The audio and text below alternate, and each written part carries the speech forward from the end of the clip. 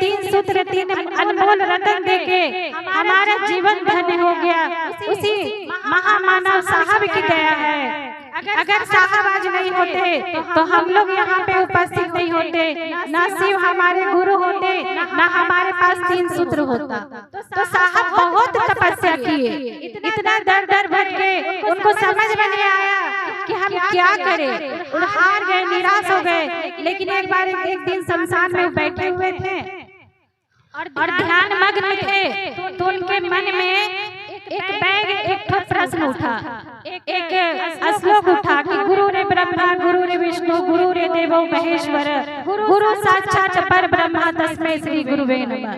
तो इसका अर्थ हुआ कि गुरु ही ब्रह्मा है, गुरु ही विष्णु है, गुरु ही महेश्वर है, शिव है। तो उनको लगा कि जब शिव गुरु है तो गुरु हम लोग शिव को ही क्यों नहीं गुरु बना ले, क्यों हम लोग इधर उधर भटक रहे हैं गुरु बनाने के लिए, हम लोग शिव को ही गुरु बना ले। तो वो अपने मन में उस दिन संकल्प किए कि आज से हम कोई शमशान में नहीं जाएंगे और आज से हम उसी महादेव को अपना गुरु मानते हैं। और मन ही मन वो अपने महादेव को गुरु बनाकर चुपचाप घर आ गए और उस दिन से शमशान जाना बंद कर दिए। लेकिन वो किसी को नहीं बताया, 5-6 साल तक किसी को कुछ नहीं बोले और बहुत उदास रहने लगे कि हम इतना तपस्या किए लेकिन उसका कोई परिणाम नहीं मिला और महादेव को गुरु बनाए, उसका भी कुछ नहीं हुआ।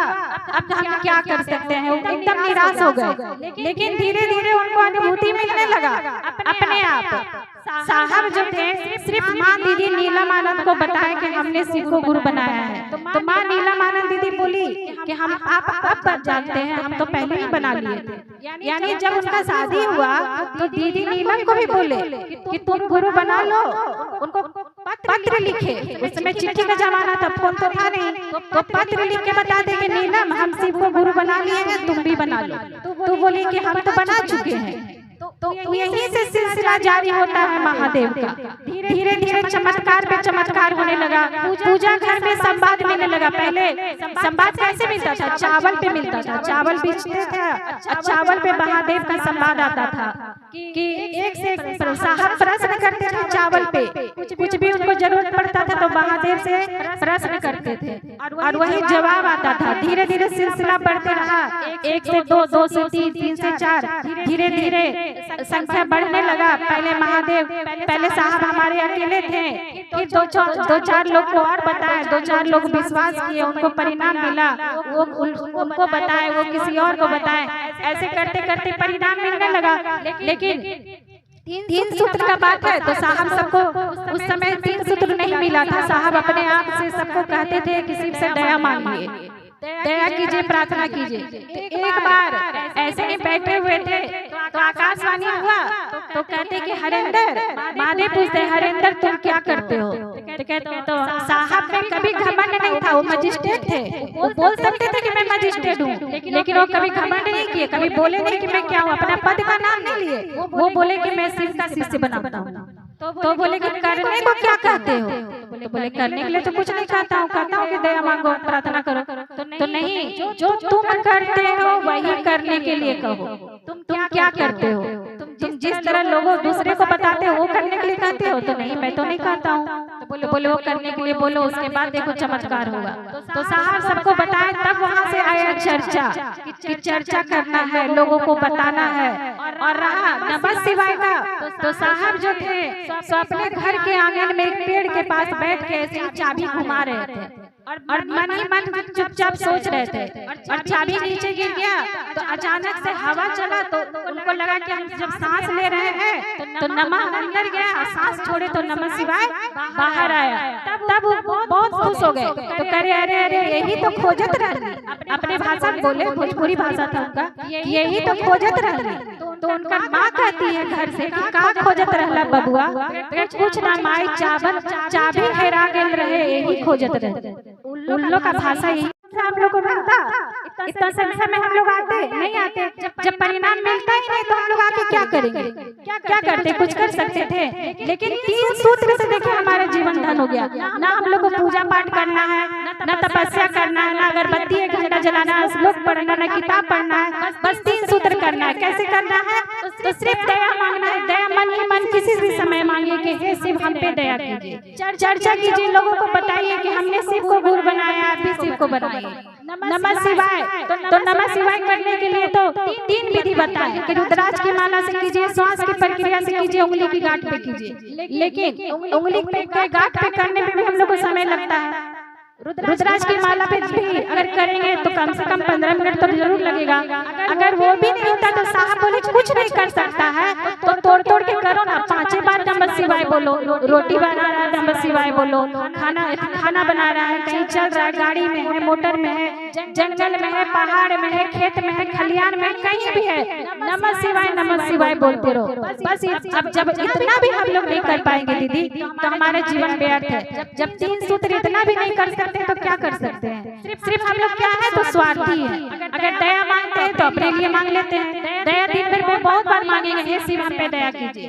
चर्चा नहीं कर पाते हैं। चर्चा करने में हम लोग को सबसे बड़ा समस्या आता है कि चर्चा कहाँ करें। तो अगल बगल ही कीजिए ना, जरूरी थोड़ी है कि मंच पे बैठेंगे, साउंड माइक लगाएंगे और कहीं जाएंगे तभी चर्चा हो।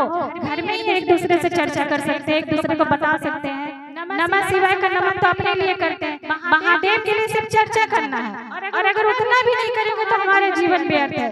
तो 3 सूत्र यही विधि है। 3 सूत्र को अगर अपनाना है तो इतना तो करना ही है। अगर महादेव को अपना बनाना है तो अगर 3 सूत्र के बाद भी फायदा नहीं मिलता है तो कमी हम लोग में है। अब क्या कमी है कि हम लोग महादेव को भाव नहीं देते हैं। महादेव क्या खोजते हैं, क्या धन दौलत मांग रहे हैं, प्रसादी मांग रहे हैं, पैसा मांग रहे हैं, कुछ नहीं मांग रहे हैं, आपका भाव मांग रहे हैं। भाव दे सकते हैं तो दीजिए, प्रेम दिखाइए महादेव को। जितना दर्द बेटा के लिए है, जितना दर्द पति के लिए है, जितना दर्द घर के लिए है। अभी यहाँ से चर्चा से जाइएगा, घर जाने के लिए कितना व्याकुल है आप लोग, कितना परेशान है कि घर में मेरा काम बिगड़ रहा है। क्योंकि आपको घर है, आपको उससे लगाव है, आपका वो अपना है, आपसे उसे प्यार है, आपके घर में जितने परिवार है उससे परिवार प्यार है, इसलिए आप बका रहे हैं। उतना ही दर्द थोड़ा सा भी महादेव के लिए दिखा दीजिए कि एक मेरा महादेव ही है जो मेरा अपना है, थोड़ा सा उसके लिए प्यार दिखा दीजिए तो आपका जीवन धन्य हो जाएगा। जो चाहिएगा सो होगा। ये हम लोग का अनुभूति किया हुआ है, बहुत अनुभूति मिला है। बोलने लगेंगे तो एकदम गिना नहीं सकते कि कितना अनुभूति महादेव दिए हैं। लेकिन कब, जब हम उनको भाव देंगे तब। महादेव कहाँ कह रहे हैं कि तुम मेरे लिए ये बाजा लगवाओ, टेंट लगाओ, सांट लगाओ, कुछ नहीं, सिर्फ भाव दो, अपना प्रेम दिखाओ। भगत के बस में भगवान। अगर प्रेम दिखलाइएगा तो सब कुछ आपका है, सब कुछ आपका अपना है। सिर्फ प्रेम से आप सबको जीत सकते हैं। प्रेम से तो रावण भी महादेव को अपना बना के घर ले जाने लगा। तो हम लोग क्या कुछ भी नहीं कर सकते। महादेव को प्रेम से इतना भी नहीं, अपना गुरु भी नहीं बना सकते हैं, बना सकते हैं लेकिन प्रेम दिखलाएंगे तब। अगर प्रेम ही नहीं रहेगा तो कुछ फायदा नहीं है। 3 सूत्र करते रहिए, फायदा ही नहीं होगा। अब कहिएगा कि फायदा नहीं हो रहा, 3 सूत्र कर रहे तो फायदा नहीं हो रहा है, तो कहाँ से होगा। जब हम करेंगे तभी तो, अपना भाव देंगे तभी तो। सबसे पहले कि हम लोग तो स्वार्थी हैं, सिर्फ अपना फायदा देखते हैं, अपना फायदा के अलावा कुछ नहीं, सिर्फ अपना फायदा देखते हैं कि जिसमें मेरा फायदा हो। क्या कभी हम किसी और के बारे में सोचे हैं कि अगला का भी फायदा हो? नहीं सोचते हैं और देख के जलते हैं कि अरे हमसे सुखी हुआ है, हम तभी झोपड़ी में ओकर घर बन गए, ओकरा गाड़ी ले आ गए, हम साइकिले पे चले थे। लेकिन ये नहीं सोचते। देखिए एक दोहा है, दीन कहे धनवान सुखी। जो गरीब है सब कहता है कि धनवान सुखी है, धनवान कहता है धनवान कहे सुख राजा को भारी। दीन कहे धनवान सुखी, धनवान कहे सुख राजा को भारी। राजा कहे महाराजा सुखी, महाराजा कहे सुख इंद्र को प्यारी। इंद्र कहे सुख ब्रह्मा को प्यारी, ब्रह्मा कहे सुख विष्णु को भारी। तुलसीदास विचार किए बिन भजन कोई सुख न भारी।